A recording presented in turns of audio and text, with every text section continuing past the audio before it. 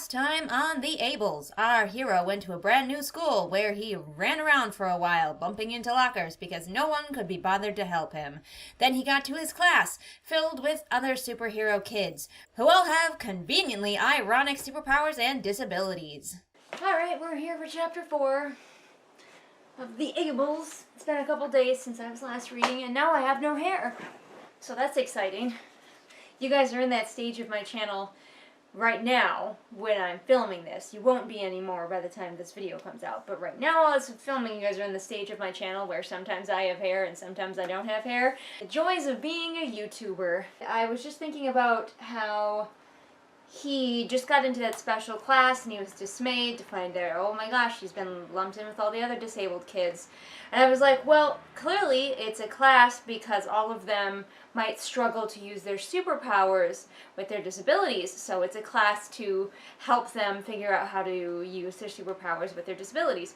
But then they just started learning ordinary things and things that they could definitely just learn in a regular class. So then I was like, why are they in a special class? A kid who's in a wheelchair or a deaf girl don't necessarily need to be in a special class. They're not behind. I don't know. I don't make the rules in this silly world. Chapter 4 is called Lunch. Let's hope there's a little bit more substance to it than that. I've read a lot of these books that are kind of supposed to appeal to the early teens boy, 13, 14-year-old boys, and the main characters are often kind of dicks. So maybe that's what this is trying to do. Thanks, I hate it. Oh, he does have a cane. He's got a fucking cane, he just didn't use it before. He's like, out of desperation and hunger, I used my cane. Why didn't you use it before when you were desperate to find your class and not run into a locker? What? Maybe he's just using it to beat the other kids out of his way. I could see that. How big of jackasses are all the kids in the school if they see the brand new kid who is also blind tapping his way along? Wouldn't one of them, I know kids are jerks, but maybe one soft-hearted nerd might ask, hey, can I help you find the cafeteria? Of course, our main character goes on about how he's the loner, he's the uncool one, his little brother is the cool one, and he's gonna go sit alone in the cafeteria. Someday, I want a young adult book where the main character doesn't just go sulk immediately and sit alone when they arrive at school.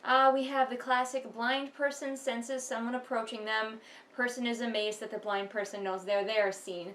Always a staple. Main character's like, oh, this new guy who's talking to me must not have much experience with the blind, and I'm like, that's okay, I don't think the author does either. Please stop just telling, though.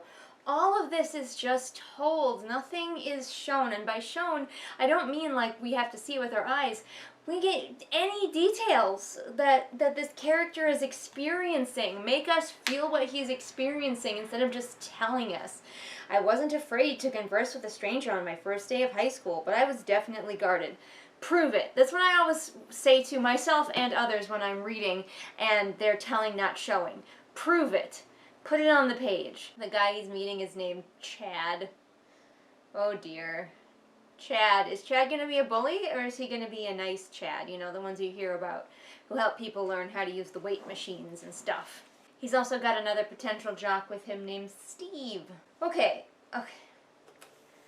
The table rocked slightly. I knew that Chad was resting his foot on the opposite bench. Okay, that you could probably surmise. And was leaning with an arm on his knee. How on earth would you know that? And how would he know that Chad has his arm on his knee? This is bad writing, everyone. Let me just read you some more bad writing. I'm sorry, I just can't. He tells them he's telekinetic. I expected Chad and Steve to be every bit as impressed as my classmates had been. And they were. Steve whistled. You know, that high-pitched whistle people do when they're impressed. Of course, we do find out that they are playing with him and being obnoxious, but we don't know why.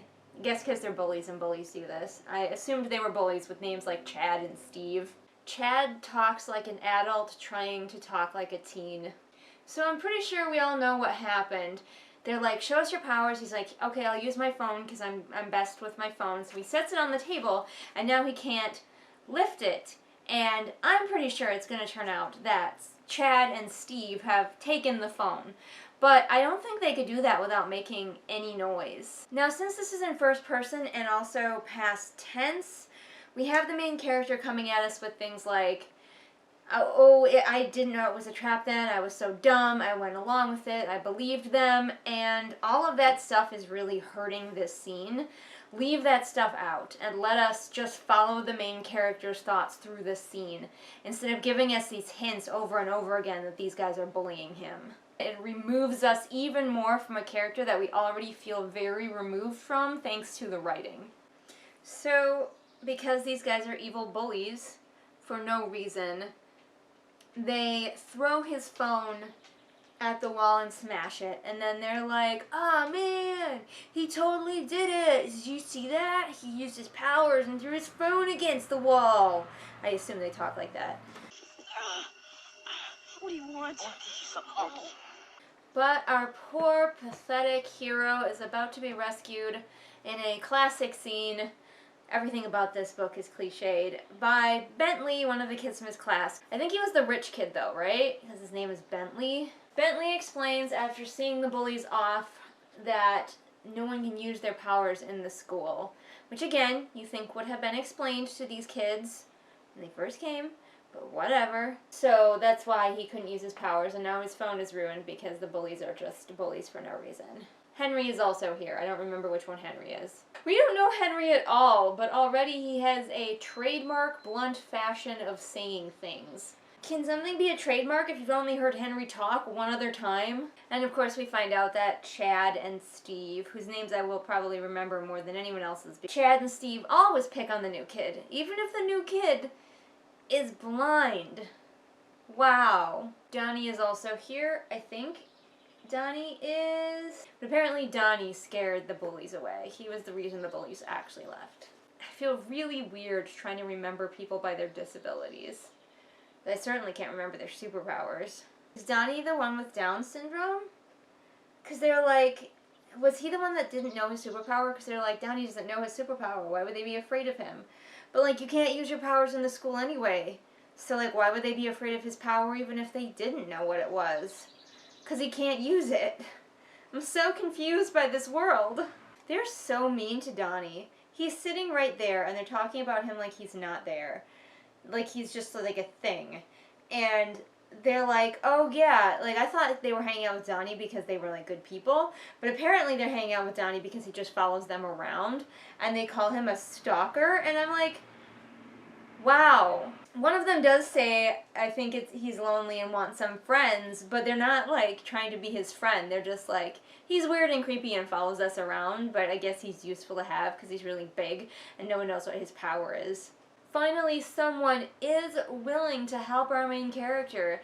His new friends are like, don't worry, we'll help you get back to class. Like, about fucking time. Apparently his navigator thing is only programmed to work inside the school. Why wouldn't you let your kid have something that worked around town so that he could, I don't know, not accidentally walk somewhere he shouldn't be because he's new to the town and he doesn't know where everything is? It's like this author wrote too many sentences and then rather than going back through and doing what everyone else does and being like, oh, this is redundant, I can delete that, he just left all of it. I just want to tinker around with it. Then, as though that needed more explanation, he added, I like to tinker with stuff. It's like the author knew that he was writing a useless sentence, and yet he still wrote it and left it in. I thought this was going to be bad, but in a completely different way. I was hoping that it wouldn't be quite so bad on a technical level. Now, don't get me wrong, his sentences are usually complete sentences. His flow isn't the worst thing I've read in my life. There is absolutely no showing. It's all telling. And the characters are flat as pancakes, but it's definitely not the worst thing I've ever read. But just worse than I thought it was going to be. I don't know why I thought it was going to be better. It's not. And not even in a Wattpad way. There's a certain feel that you kind of get from Wattpad books where they're deeply flawed, but you can also kind of feel the passion. This feels so dispassionate. This feels like he just wanted to write a book to have written a book and was like, I'm going to get it published and everyone's going to pay money for it. And I'm just like, no. 'cause it's bad. Hey, we're back. We're back for more with the Ables. Chapter 5, Superhero Studies, where hopefully we will find the plot. I'm sitting here like, hello? Hello? Is there plot in this book? Where is she? I can't find her. Okay, we got a time jump. It's been a couple of weeks. He has one more encounter with the bullies, but Donnie and the boys, which sounds like a band, show up to help him, and he's like, remind me never to get on Donnie's bad side. And it's like, if you're not on Donnie's bad side for how you talk about him, I don't think there's any way you can be. Ah, yes. More telling. He's just telling how Henry and Bentley and I were becoming inseparable. We ate lunch together every day, and had hit it off right from the start. You can't just tell us you hit it off right from the start. We saw the start. You didn't. And apparently they're also joined now by James Gregory, the other blind kid. Yes, that's how he describes him. So the first half of our hero's day is regular classes, except for he still takes them in the special classroom for some reason. And then the second half is custodial studies.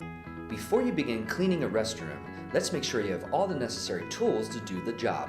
But in fact, it is them learning all about the history of superheroes in their world. This is probably a plot point. He's learning about NPCs, not NPCs. NPCs, which are like zones where they can't use their powers. And they find out that it's not caused by a machine, it's caused by other custodians whose superpower is to block people's powers. And I have a feeling that is going to come up later. Everything in this is being told to me in the least engaging way possible. This book is just so soulless. It has no heart. It has no character. It's just like reading a textbook. So apparently, I thought there were multiple superheroes with these memory erasing powers, but apparently it's all one guy. So like if he dies, who's gonna erase all of the memory of the public when they see superhero work being done? I just don't understand. Like, maybe they release a Thunderbird and he cries tears of memory wiping. Apparently, Paul Weatherby, the guy with the memory erasing powers, doesn't even need to be present. He just like exudes this normal person memory erasing ability, so like he just has to sit in a room somewhere, maybe he's watching TV, I don't know. I hope his life is good. Superheroes can go flying through the sky in plain sight of everybody, and this guy just like erases them. They are going on about it a little bit, so I'm curious if this is going to be a plot point, or if this is just more very awkward world building that will eventually be dropped. Like, is somebody going to kill Paul Weatherby? So they're like, what happens when Weatherby dies? And the teacher's like, well, then we'll be completely revealed to the public. And I think if these superheroes had any intelligence at all, they would have already begun slowly revealing themselves to the public in preparation for when something happens to Mr. Weatherby, because eventually something is going to. So what, are you just going to be like, oh, I guess that's it, and we're revealed to the public all of a sudden, and like, yeah, that's fine. What about believers? I blurted out, not wanting even a second for another kid to beat me to the punch. I knew the question would be a bit of a curveball, but I didn't care. I'd heard of the believers twice since learning of my powers, both times merely overhearing the conversation of upperclassmen during lunch or in the hallway. You know what? We should hear those conversations. And you can use those lunchroom scenes to also show us how he's becoming friends with these other boys instead of telling us. But no, we just get this. They made the believers sound like boogeymen, which made me want to learn more about them pronto. Like, this paragraph is all we get about believers. I had not heard about them until this paragraph. This is the sloppiest writing. Well, I began in my usual manner. What's your usual manner? What does that even mean? So now they're learning about the one who does all, a superhero who lived before biblical times, who had all of the superpowers ever. He led a group of the first supervillains. Oh no, don't do this. Don't do this. How were they defeated, Freddy asked. By perhaps the most famous group of custodians in history, an outfit known as the Ables. You took what might be a clever name that these kids would give themselves as a bunch of disabled kids who have superpowers, and you made it some sort of historical thing, and I absolutely hate it. So there were 6 custodians that were the Ables, and they defeated the armies by confusing them and getting them to run away so they could focus on attacking the main supervillain. And it all seems very sketchy to me. So the believers are people who think that the one who does all, the supervillain, ultimate supervillain guy, is going to come back. He's like evil Jesus. He will return one day. Fucking Jeremy Scott. Fucking Jeremy Scott and his ability to name things. Now she's telling them about people who have multiple powers, and she says some people call them Jekyll Hydes. I can't, Jeremy Scott. What the fuck? What drugs were you on when you were writing this? I need to know. I was Jekyll Hyde, Jekyll. So the last sentence in this chapter doesn't suck, which is too bad that there's a sentence that I like in this absolute mess of a book. But it says, I wish it could all be roses, kids, but I'm doing you an injustice if I skip over the thorns. And I think that's a fine sentence, but it's in this book, so I'm going to need it to get out. That's all I have the energy for today, guys. Well, the next chapter's really short, so I'll probably lump it. Oh my gosh, Kinshu, why are you sticking to my shirt? No. But I am out of energy for this nonsense today, so we'll see you when I see you.